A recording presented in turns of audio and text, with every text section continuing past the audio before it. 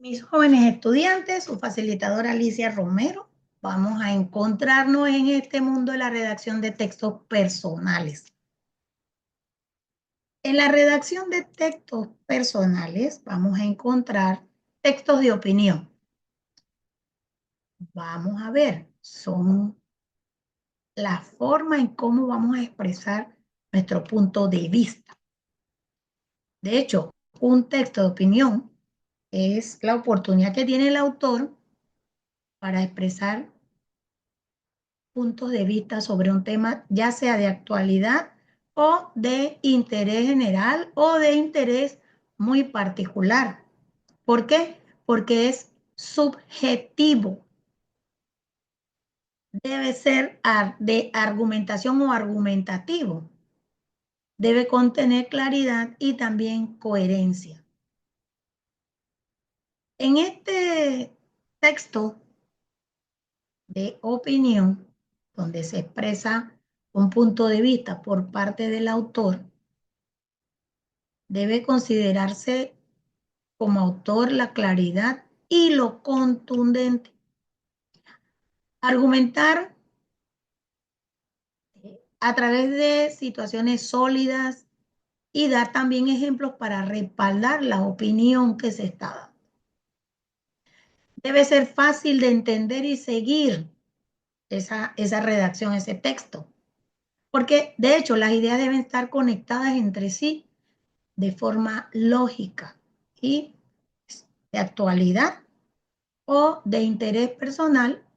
El autor trata temas que coincidental pueden ser de interés público, sin embargo, también puede implicar solamente el interés del autor. Ahora, hay tipos de textos de opinión y cada uno de ellas lleva estructuras, características. En este caso, pues ya dijimos la subjetividad, la argumentación, la claridad, la coherencia y también la actualidad. Dentro de la estructura, una estructura típica, simple, de textos de opinión, está la introducción, el desarrollo y la conclusión. Se presenta el tema y se plantea una idea central. Opinión del autor. Se ponen los argumentos que respaldan esa idea central. Se utilizan datos, ejemplos y también se hacen citas referenciales. Se reafirma la tesis o la exposición y se presenta al final una síntesis de esos argumentos expuestos. Tipos de texto de opinión, características principales, por ejemplo, los artículos de opinión pueden ser a través de editorial, de cartas al director, de comentarios y de reseñas. Requieren algunos aspectos que ya hemos visto y que nos van a permitir expresar. Por ejemplo, en artículos de opinión, estos textos se publican en periódicos, en revistas y también en sitios de la internet, sitios web. Son más extensos, ¿no? Cuando se habla de editorial, aquí se expresa la opinión del medio de comunicación en donde estamos publicando y trata sobre un tema de actualidad. Cuando se habla de carta al director, es una forma de expresar la opinión de los lectores sobre temas publicados en un medio de comunicación. Los comentarios, opiniones breves sobre un tema. Y la reseña ya es una opinión sobre una obra artística, una obra literaria y también aspectos de trabajos científicos. Escribir un texto de opinión requiere una combinación de la pasión por el tema, una investigación profunda y también como esas habilidades de escritura persuasiva. O sea, podemos hacer la combinación, mostrar nuestra pasión, desarrollar una buena investigación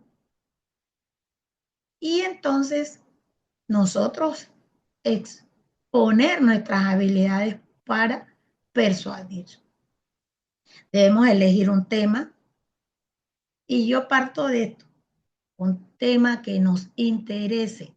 Allí está el asunto de la escritura compacta, con esa pasión y esa convicción.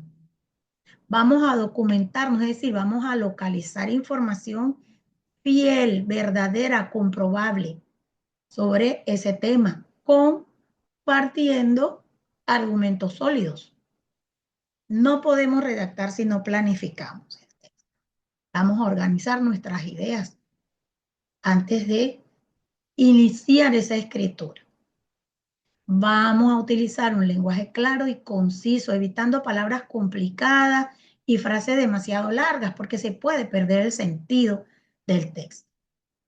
Aquí viene la habilidad que les mencionaba acerca de la búsqueda de la persuasión, cuando vamos a apelar a las emociones. Eso lo logramos a través de ejemplos, de anécdotas que van a conectarnos con el lector. Finalmente, necesariamente vamos a revisar el texto, corregir errores tanto de gramática como de ortografía.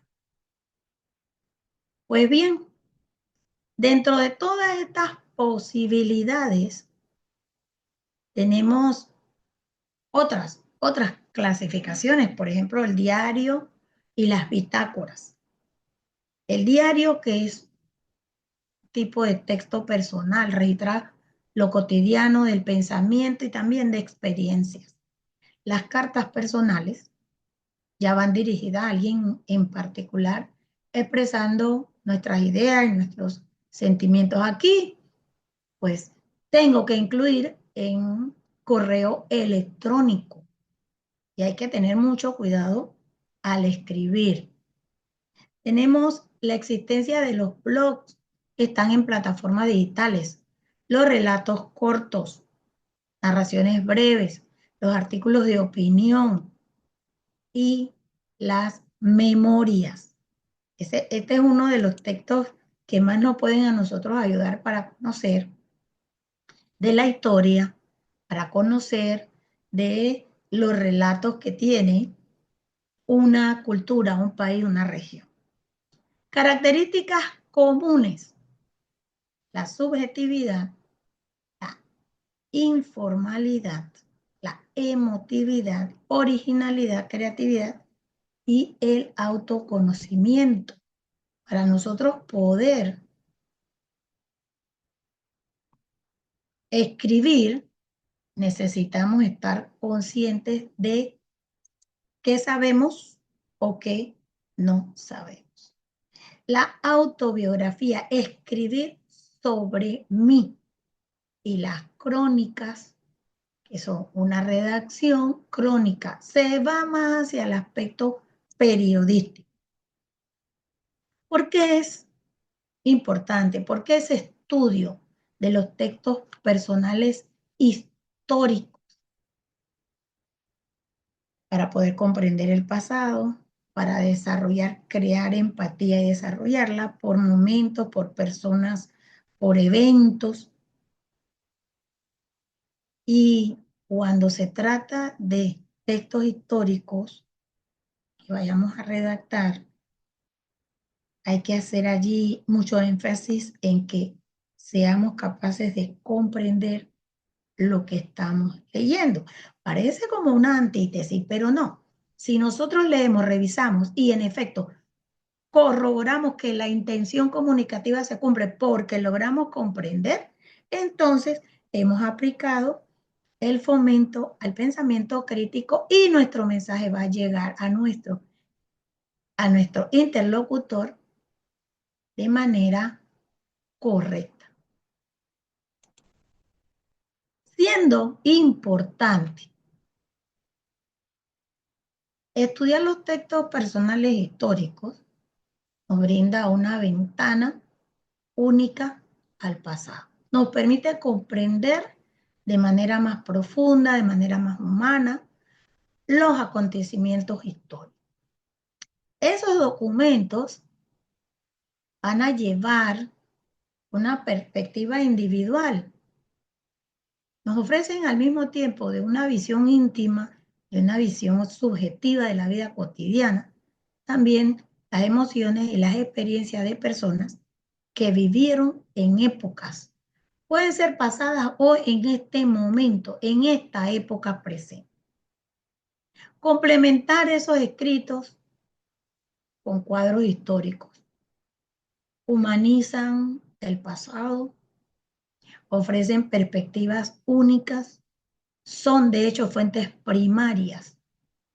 En muchos casos, esos escritos están presentados por propios protagonistas. Usted puede ser un protagonista. Ya en lo profundo, cuando dice que nos ayudan a comprender el presente, ¿por qué? Porque al estudiar el pasado podemos comprender qué está sucediendo, porque logramos identificar causa, efecto, posibles causas y relacionarlas con el presente. Es definitivamente una posibilidad para tener una comunicación asertiva, expresar nuestras ideas con claridad y con respeto. Son muchos los beneficios que vamos a recibir al presentar una comunicación asertiva. Vamos a tener buenas o mejores relaciones con los demás. Vamos a acrecentar nuestra autoestima al estar más seguros de nosotros. Vamos a liberar o a reducir el estrés. Y por supuesto, eso nos lleva a la mayor satisfacción personal. Allí desarrollamos empatía, fomentamos el pensamiento crítico, porque estamos comprendiendo el pasado y al mismo tiempo estamos cumpliendo con ese momento importante de la comprensión lectora. Les sugiero a mis estudiantes siempre buscar herramientas, buscar y desarrollar habilidades. Estas habilidades para la comunicación asertiva se aprenden al momento que se practican frecuentemente. Porque eso, de hecho, nos va a permitir mejorar nuestra relación con otros y con nosotros mismos. Vamos a sentirnos satisfechos de lo que estamos redactando y de lo que hemos leído. Me gustaría mucho que tomáramos estos elementos y estas sugerencias en cuenta, porque la comunicación efectiva es la base de toda interacción humana, sea a través de la palabra hablada o de la palabra escrita, o también a partir de otros medios. Recordemos que también tenemos el lenguaje no verbal. Lo importante, considerar las reglas para una buena comunicación. Les deseo, como siempre, lo mejor de los momentos laborales, familiares, sociales y siempre creciendo en nuestras habilidades y en nuestra personalidad y actitudes. Hasta pronto.